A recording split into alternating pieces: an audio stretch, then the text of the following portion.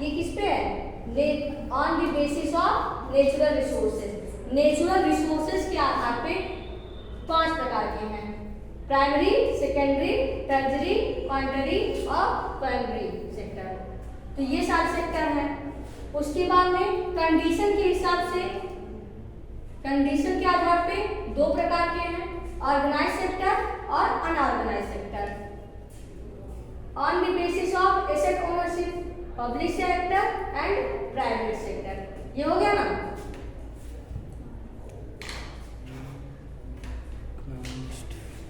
एक बार इसको ऐसे बता देते हैं, बाद में बता रहे हैं। कंडीशन के आधार पे यानी शर्त के आधार पे ऑर्गेनाइज सेक्टर क्या होते हैं? जिनका एक अपना खुद का एक रूल होता है, वे कंपनियां जो एक रूल और रेगुलेशन पे चलती हैं, वो होता है ऑर्गेनाइज सेक्टर। अनऑर्गेनाइज सेक्टर होता है जिनका कोई रूल नहीं होता है, वो अपना खुद का रूल बनाते हैं, यानी गवर्नमेंट का कोई रूल उसमें फॉलो नहीं होता है। इसमें क्या होता है, एम्प्लॉयमेंट जो होता है उसकी गारंटी नहीं होती है। अनऑर्गेनाइज सेक्टर जैसे हमारा एग्रीकल्चर है, एग्रीकल्चर भी अनऑर्गेनाइज सेक्टर है। उसके बाद में वो एसेट ओनरशिप, यानी कि हमारे पास कितनी एसेट है, उसका ओनर कौन है, इसके आधार पर 2 प्रकार की होती है। एक है पब्लिक सेक्टर, एक है प्राइवेट सेक्टर, जिसमें पूरा कंट्रोल किस पे होता है? पब्लिक यानी सरकार पे होता है, वो होता है हमारा पब्लिक सेक्टर। प्राइवेट सेक्टर होता है जिसपे पूरा कंट्रोल एक इंडिविजुअल का होता है, एक बिजनेस ग्रुप का होता है, वो होता है प्राइवेट सेक्टर। ऐसे primary sector, secondary sector, tertiary sector. Primary sector में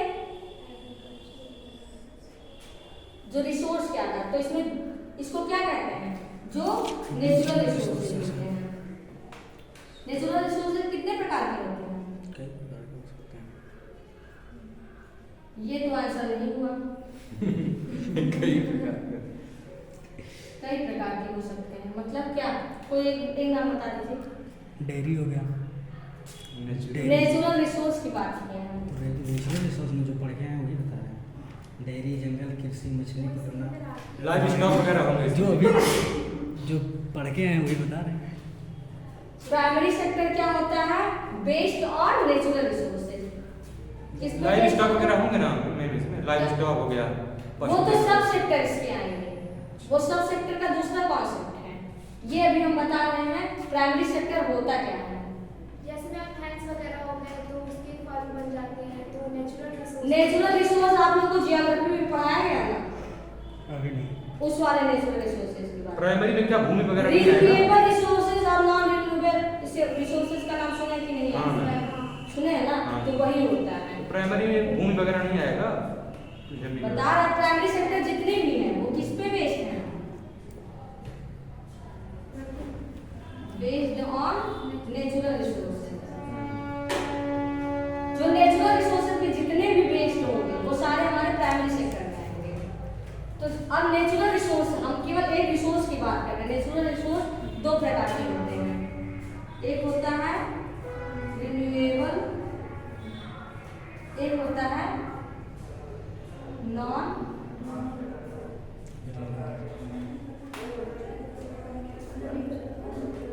नवीकरणीय। अनवीकरणीय संसाधन आप सुने हैं ना? बताइए रिन्यूएबल क्या होता है? इसमें कोयला हो जाएगा, ऑयल हो जाएगा, वे रिसोर्सेज जो एक बार यूज करने के बाद में दोबारा भी यूज किया जा सके, जैसे सनलाइट्स हैं, विंड है, ये सब हम क्या कर सकते हैं? दोबारा इसका यूज किया जा सकता है, रिन्यूज किया जा सकता है, इसका रिन्यूएबल हो सकता है। और नॉन रिन्यूएबल क्या बोलते हैं? जैसे पेट्रोल हो गया, डीजल हो गया, ऑयल हो गया, कोल हो गया, पेट्रोल हो गया, जो एक बार खत्म होने के बाद में उसको बनने के लिए बहुत सारे समय लगेंगे। ऐसा नहीं है कि वो खत्म हो उस रूप में आएगा। तो ये हो गया natural non renewable resources.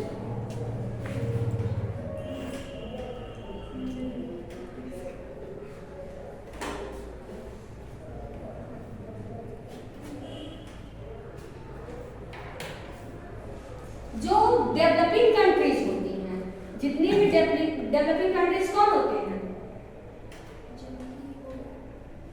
Developed की डेवलपिंग। डेवलपिंग। तो ये मैम जो अभी विकास की तरफ बढ़ रहे से भारत है अपना, इसको क्या बोलते हैं रे? विकासशील देश। उसकी एक विशेषता, एक फीचर कृषि ये उसमें है प्रधान होता है, कि कृषि। उसमें प्राइमरी प्राइमरी सेक्टर सेक्टर का अधिक रोल होता है। और जैसे जैसे टेक्नोलॉजी बढ़ती है, इनोवेशन बढ़ता है, ग्रोथ होता है, उस अर्थव्यवस्था में क्या होता है? प्राइमरी सेक्टर डिक्लाइन होती है, कम होता जाता है। ठीक। तो यानी कि अगर पूछ कहीं भी क्वेश्चन बनता है कि डेवलपिंग कंट्रीज और अंडर डेवलपिंग कंट्रीज और डेवलप्ड कंट्रीज में क्या अंतर है, या फिर डेवलपिंग कंट्रीज के क्या फीचर्स हैं, तो एक फीचर उसमें ये है कि वहाँ पे कृषि की प्रधानता होती है, यानी प्राइमरी सेक्टर का मुख्य रोल होता है। तो हमारी इंडिया क्या है? डेवलपिंग कंट्रीज है। पहले यहाँ पे अधिक, इससे सबसे ज्यादा आय हमको प्राइमरी सेक्टर से मिलता था, लेकिन अब ऐसा नहीं है। उसका ट्रेंड हम बाद में बताएंगे जब हम अपना करंट डेटा लेके आएंगे फिर उसके बाद, ठीक। अभी ये चीजें हैं, आप लोग इसको नोट कीजिए। प्राइमरी सेक्टर के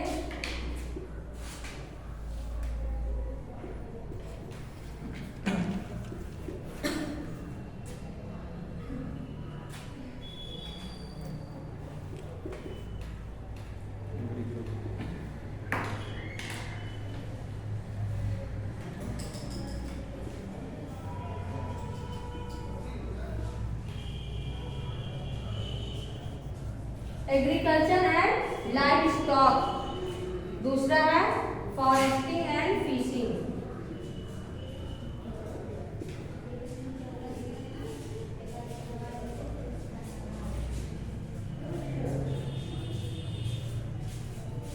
तीसरा है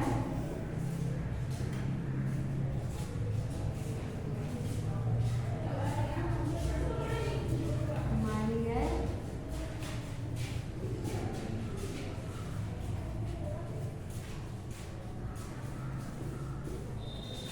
अगर हम एक मोटा बता दे रहे हैं, प्राइमरी सेक्टर में जीवीए का कंट्रीब्यूशन कितना है एग्रीकल्चर सेक्टर में?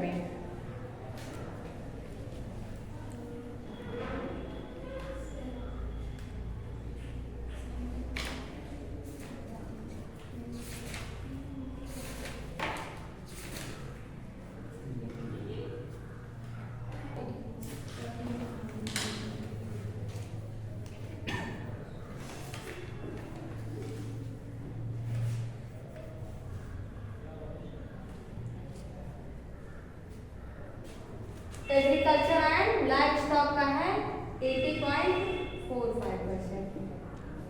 अभी नया वाला तो नहीं आया, बजट हम भेज दिए हैं वैसे। इसका कितना है? 15%। ये क्या है?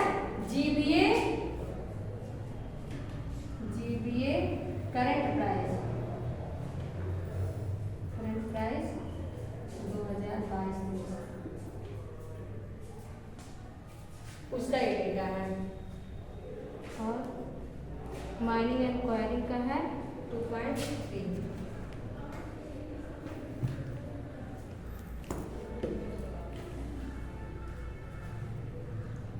और टोटल मिला करके एग्रीकल्चर का डिस्ट्रिक्ट को कितना है? 18%।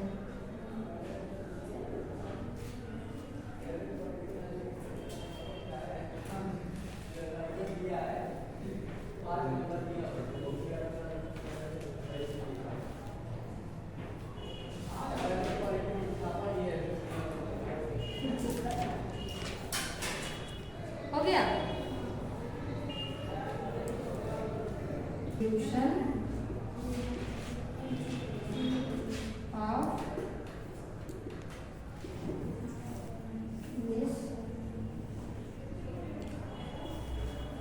फिनिश्ड गुड्स क्या होते हैं? जो अंतिम वस्तुएं होती हैं।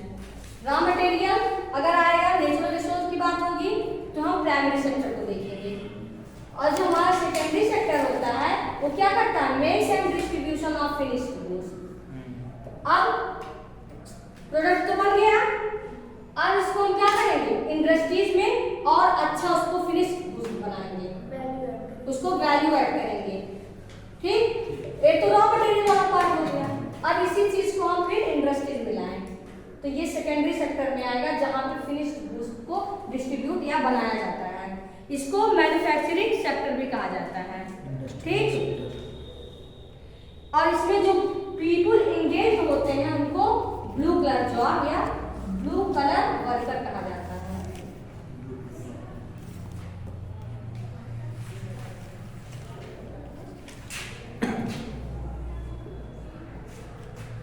कोई दिक्कत किसी को आ रही है? नहीं।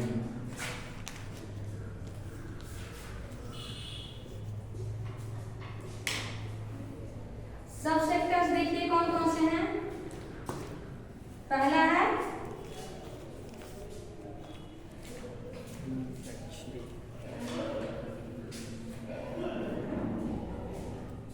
मैन्युफैक्चरिंग सेक्टर, दूसरा है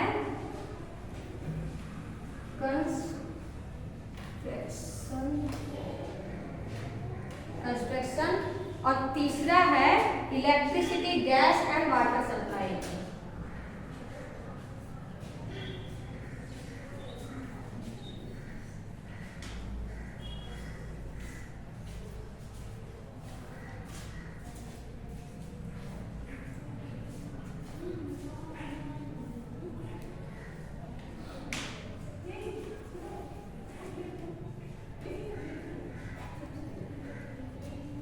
मैन्युफैक्चरिंग सेक्टर, कंस्ट्रक्शन और electricity, gas and water supply, ये तीनों किसमें आते हैं? सेकेंडरी सेक्टर में। सेकेंडरी सेक्टर में। क्वेश्चन में ऐसे ही पूछेगा कि निम्नलिखित में से कौन सा सेक्टर सब सेक्टर प्राइमरी सेक्टर का है, कौन सा सेकेंडरी सेक्टर का, उसको छांटना पड़ेगा। कई बार कंफ्यूजन हो जाता है, इलेक्ट्रिसिटी, गैस और वाटर सप्लाई क्या सर्विस सेक्टर में आते हैं, कई बार ऐसा हो जाता है कंफ्यूजन। लेकिन वो चीज आप लोग कंफ्यूजन में मत रहिएगा, इसलिए क्लियर कर लीजिए। मैन्युफैक्चरिंग जब किसी वस्तु का उत्पादन होता है वहाँ पे बनाया जाता है, कंस्ट्रक्शन जब बिल्डिंग वगैरह बनाए जाते हैं, और इलेक्ट्रिसिटी तो आप लोग जानते हैं जो बिजली, गैस, वाटर, ये सारी चीजें होती हैं। ये सारे क्या हैं? सेकेंडरी सेक्टर के पार्ट। अब इसमें कितना कंट्रीब्यूशन है जीबीए का? सेकेंडरी सेक्टर में 30% है total current price, gross value added के जीबीए के हिसाब से करंट प्राइस। और मैन्युफैक्चरिंग सेक्टर का इसमें कितना रोल है? 70.3%। और कंस्ट्रक्शन में कितना है? 8%।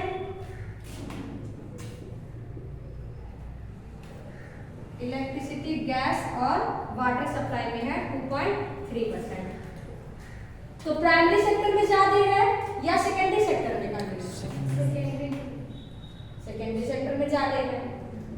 ठीक, अब इसमें कोई दिक्कत अब तक में कोई दिक्कत आपको क्लियर है ना? कोई दिक्कत तो नहीं ना हो रहा है? ये एक बार पढ़ चुके इसलिए नहीं हो रहा। हाँ, तो पढ़ के जब आएंगे तो फिर आपको समझने में कोई दिक्कत नहीं होगा।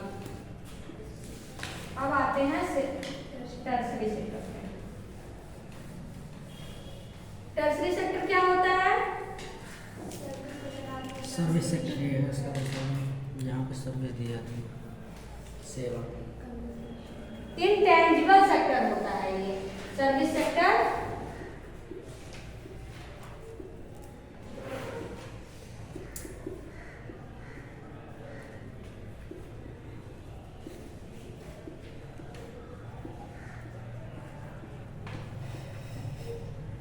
इंटेंजिबल सेक्टर होता है, इसको हम देख नहीं सकते, छू नहीं सकते हैं या मूर्त रूप में होता है। क्या इसको दे सकते हैं सर्विस? नहीं।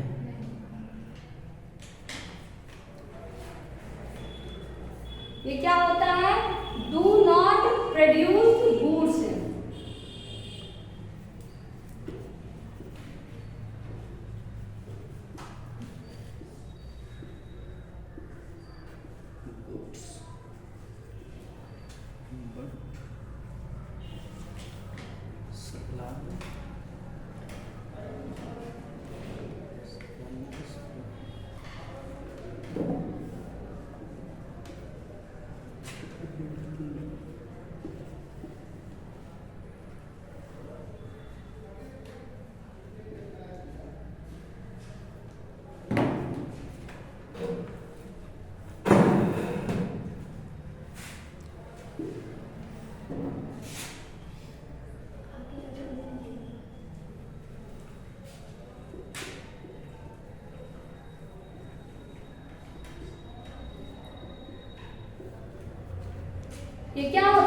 ट्रेजरी सेक्टर को हम सर्विस सेक्टर भी कहते हैं। ये इनटेंजिबल होता है, अमूर्त होता है, इसको हम देख नहीं सकते हैं, लेकिन क्या होता है, इनकम जनरेट करता है, तभी तो इसको इनकम में काउंट करते हैं। फिर do not produce goods but they are support for the production. ये गुड्स को प्रोड्यूस नहीं करता है, लेकिन यह क्या करता है, प्रमोट करता है प्रोडक्शन को, कि हम आपको सपोर्ट कर रहे हैं। जैसे यहाँ से सामान जब बन गया, अब उसको लेके जाने के लिए भी तो कहीं कुछ चाहिए, तो उसके बाद में डेवलप हुआ आपका service sector. Service sector clear हो गया ना? अब इसके भी कई सारे सब सेक्टर्स हैं, नोट कर लिए? नोट हो गया? समझ में आ रहा है? 55% है अकॉर्डिंग टू 2023। सेवा क्षेत्र। अब देखिए, एक हमको ग्रोथ रेट दिखाई दिया ना, किसमें सबसे ज्यादा है? Service sector. सर्विस सेक्टर का, फिर है सेकेंडरी सेक्टर का, फिर है हमारा प्राइमरी सेक्टर का। इसमें जितने लोग इंगेज होते हैं उनको क्या कहा जाता है? इसमें ट्रांसपोर्ट वगैरह का अलग अलग वो किया है उसमें बहुत सारे हैं, तो वो सब चीजें तो बाद में, बस इतना जान लो कि सबसे अधिक जो कंट्रीब्यूशन होता है वो फाइनेंशियल एंड इंश्योरेंस का होता है 22%, क्योंकि इसमें फिर थोड़ा सा ऊपर नीचे ही है, लेकिन बहुत सारे सेक्टर्स हैं, तो जितने भी वो है उसको जब बजट भेजेंगे तो उसमें से आप लोग छाट लीजिएगा, छाट करके एक लिस्ट बना लीजिएगा। क्लियर?